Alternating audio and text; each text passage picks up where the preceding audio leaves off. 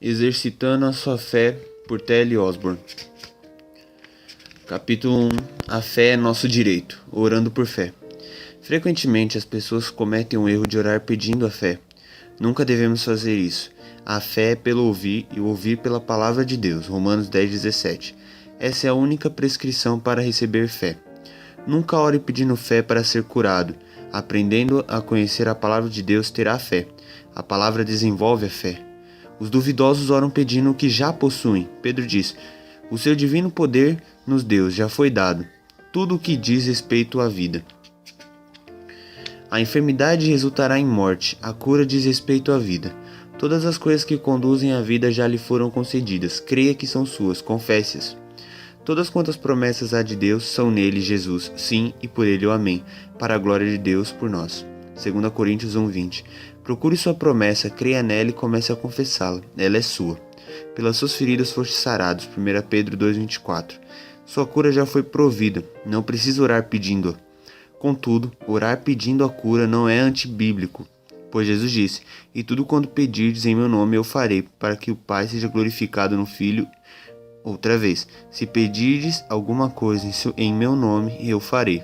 Leia também Tiago 5:13 e 15. Lendo a palavra, você ouve Deus falar.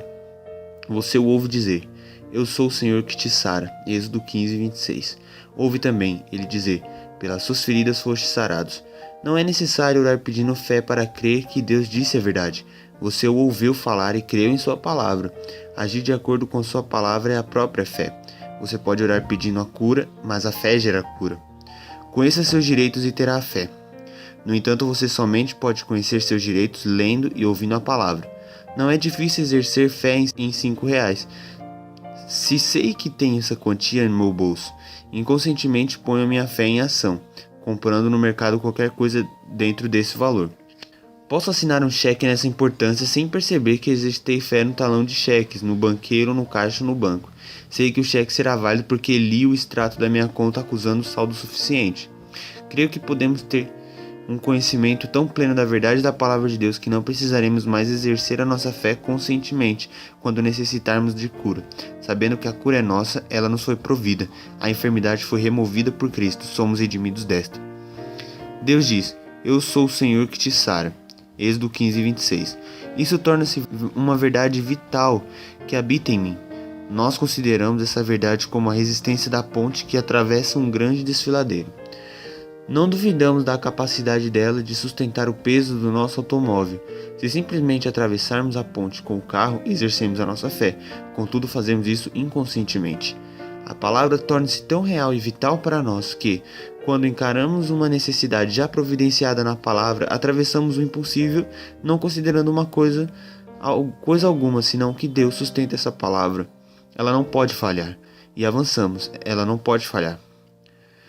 Não nos esforçamos mais para sermos curados. Deus diz que já fomos curados. Isso é nosso. Nós o confessamos e agradecemos sabendo que é nosso. Não mais nos esforçamos para crer. Somos crentes se somos salvos. E tudo é nosso. A fé verdadeira toma posse. As posses da fé são tão verdadeiras quanto as posses materiais. As coisas espirituais são tão reais como as coisas materiais. Declare a fé e será sempre vencedor. Acostume-se a falar a linguagem de Deus, procure conhecer as palavras do Senhor e prepare-se para falar delas, pois essas estarão em abundância no seu coração. Capítulo 2. A linguagem da fé. Disse que falar é barato. Muitas pessoas passam o tempo dizendo coisas vãs. Quando eu era criança, meu pai me dizia: você fala quando deveria estar ouvindo. A maioria das pessoas fala quando deveria estar ouvindo. Os sábios sempre observam mais do que falam. Suas palavras são poucas, mas poderosas. Perdem-se grandes vitórias por causa de conversa fiada. Palavras ditas sem necessidade, Jesus as chama de palavras ociosas. Mas eu vos digo que toda palavra ociosa que os homens disserem hão de dar conta no dia do juízo. Salomão disse: o que guarda sua boca conserva sua alma. Provérbios 13:3. Tiago, o qual disse que a língua é um mal ingovernável, deu alguns conselhos muito dignos de atenção ao dizer: sabe isso, meus irmãos amados, mas todo homem seja pronto para ouvir, tardio para falar e tardio para se irar. Tiago 1:19. Muitos deixam de receber aquilo que pedem em oração porque não compreendem como a sua confissão é importante. Algumas pessoas curadas pelo poder de Deus descobrem que suas dores e enfermidades retornam como acontecia antes. A maioria desses indivíduos pergunta-se: por quê? Queremos que você compreenderá o porquê, e isso lhe não acontecerá mais ao terminar de ler esse livro. Confessamos inconscientemente o que cremos. A fé sempre se refere ao que é pedido em oração, como se já estivesse nas mãos, mesmo antes de visto, ouvido ou sentido.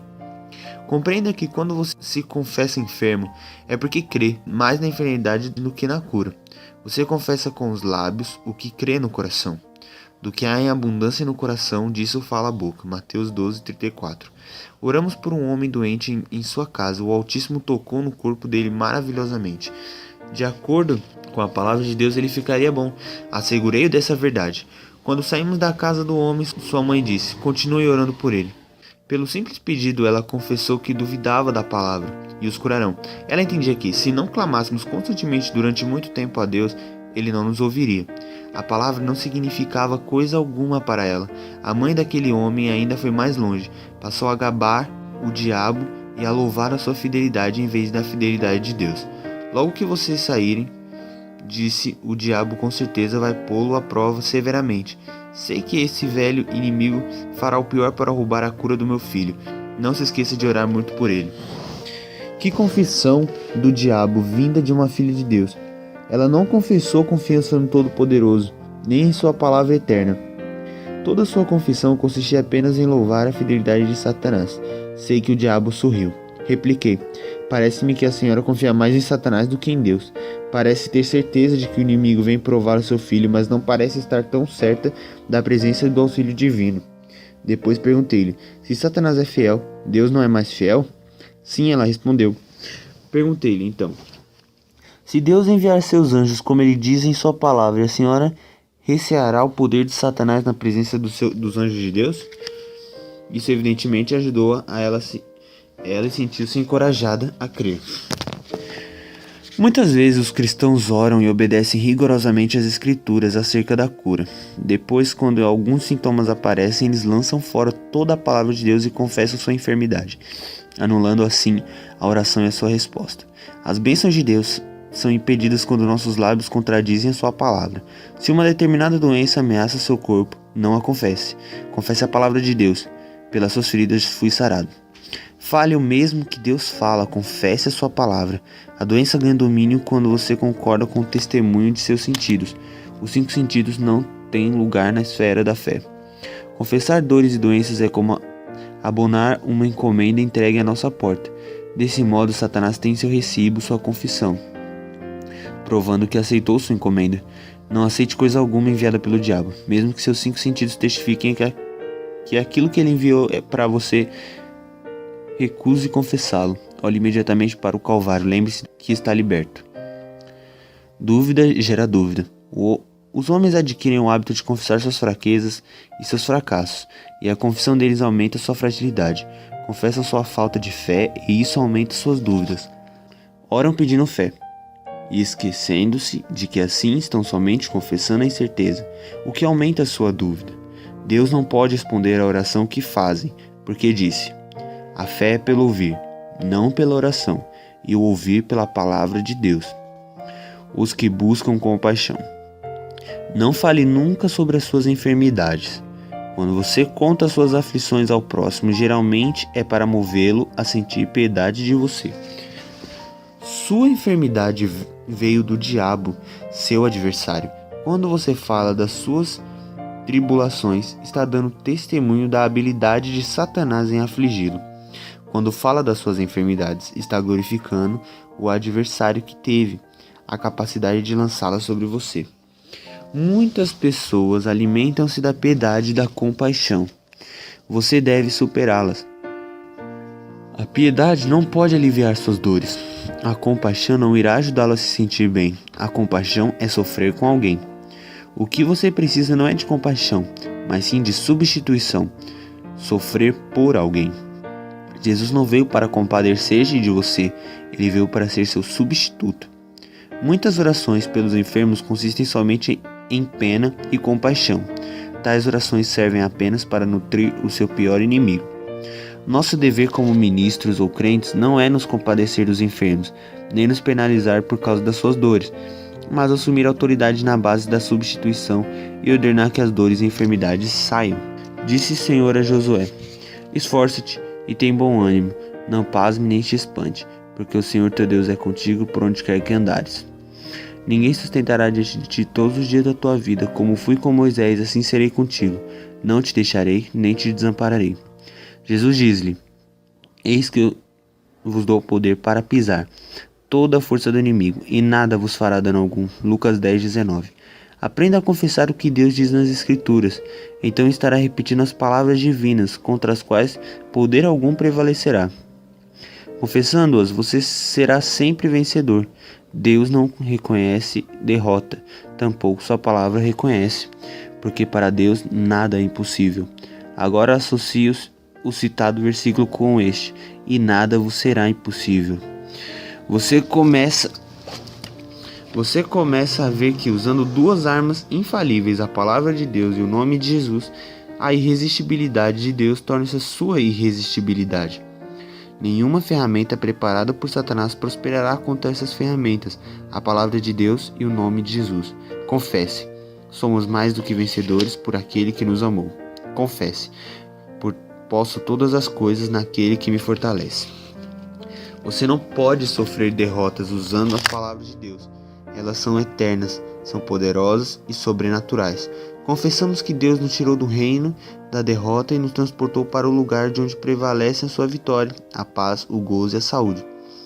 Quando confessamos ousadamente, agimos firmados na palavra de Deus, nossa fé torna-se forte. Isso o transformará, mudará seu ministério e a sua vida. Você orou pedindo êxito, poder e grandes curas? Agora, veja onde fica sua força. O Senhor é a força da minha vida. Salmo 27. Haja concretizando o que percebe, e seus desejos serão realizados. É como um sonho transformando-se em realidade. De repente, você começa a compreender que muito daquilo que você orou e suplicou já lhe foi dado por Deus, e apenas lhe faltava agir para concretizá-lo. Nossa redenção repentinamente tornou-se em realidade, em vez de mera doutrina ou credo, os quais analisamos ou ensinamos. A fé é medida por nossa confissão. Aquele cuja confissão é negativa, isto é, que confessam suas fraquezas, seus fracassos, suas dores e seus sintomas, que confessam o que não podem fazer, descem invariavelmente ao nível da sua confissão. Uma lei espiritual que poucos cristãos reconhecem é: nossa confissão nos governa. Quando confessamos o poder de Cristo e o nosso coração concorda plenamente com essa confissão, entregamos a nossa vida em suas mãos. Finda-se a preocupação, acaba-se o temor e nasce a fé. Quando cremos que Cristo ressuscitou do túmulo por nós e com a sua ressurreição venceu o adversário, aniquilando-o por nós, e isso torna-se a confissão de nossos lábios, e cremos nisso de coração, tornamo-nos um poder com Deus e por Ele. Se o aceitamos, Jesus como Salvador, e o confessamos como Senhor, somos novas criaturas. Somos herdeiros de Deus e cordeiros de Cristo. A enfermidade e a doença não terão mais domínio sobre nós. Sabemos que estamos unidos com a divindade. Não percebemos de uma vez, mas à medida que estudamos e praticamos a palavra, que a vivemos e a deixamos viver em nós, ela se transforma em realidade viva. Essa realidade desenvolve-se por meio da nossa confissão. Capítulo 3. O convite. Jesus disse: e conhecereis a verdade, e a verdade vos libertará. O conhecimento dessas grandes verdades da redenção torna-se possível que Deus cumpra todas as suas promessas para você. Convém acrescentar, contudo, que as promessas são para os que aceitam a Jesus como Salvador. O homem perguntou: você pode orar para que eu seja curado? Respondi: certamente, mas você é cristão e está realmente salvo? Não, falou o homem. Então questionei: por que você pede que Deus o cure se você não o ama bastante para servir a Ele? Ora, só pensei em ficar curado, respondeu ele. Você só pode ficar curado e certamente ficará. Mas primeiro aceite Cristo como seu Salvador, então Ele terá o prazer em restaurá-lo. Argumentei: por que você pediria a Deus que lhe desse mais força para servir ao diabo? Se você servir a Deus, Ele, Jeová Rafa, o Senhor que cura, terá prazer, não apenas em curá-lo, mas também em cumprir cada uma das suas promessas em você e mantê-lo feliz pelo resto da vida. O homem pensou seriamente, aceitou a Cristo e foi maravilhosamente convertido, e sarou imediatamente. Talvez seja um dos que deseja a cura para o seu corpo, mas não tem a alegria de saber que tudo está bem em sua alma. Se esse é o seu caso, lembre-se de que agora é o melhor momento para ser salvo. Eis aqui agora o tempo aceitável, eis aqui agora o dia da salvação. Deus está esperando para derramar as suas bênçãos sobre a sua vida. Ele deseja revelar-se a você em toda a sua plenitude. A pessoa que nunca aceitou a Cristo como Salvador deve lembrar-se de que todos pecaram e destituídos estão da glória de Deus. Se vos não arrependerdes, todos de igual modo perecereis. Jesus disse, necessário vos é nascer de novo. Paulo confirmou, se alguém está em Cristo, nova criatura é. Toda pessoa pode e deve saber que está salvo. A Bíblia diz, sabemos que passamos da morte para a vida. 1 João 3,14.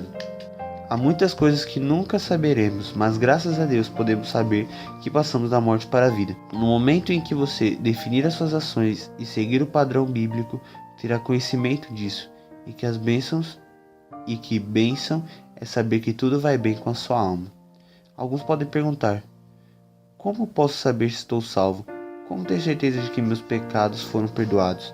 O carcereiro de Filipos perguntou, Senhores, o que é necessário que eu faça para me salvar? Eles disseram, Paulo e Silas, crê no Senhor Jesus Cristo e serás salvo tu e a tua casa. Jesus disse, quem crer e for batizado será salvo. Paulo declarou, se com a tua boca confessares ao Senhor Jesus e em teu coração creres que Deus o ressuscitou dos mortos, será salvo. Pedro disse, e acontecerá que todo aquele que invocar o nome do Senhor será salvo. Todos esses versículos têm uma promessa definida. Você será salvo. Se você atender definitivamente ao que eles exigem, será salvo. A oração da cura.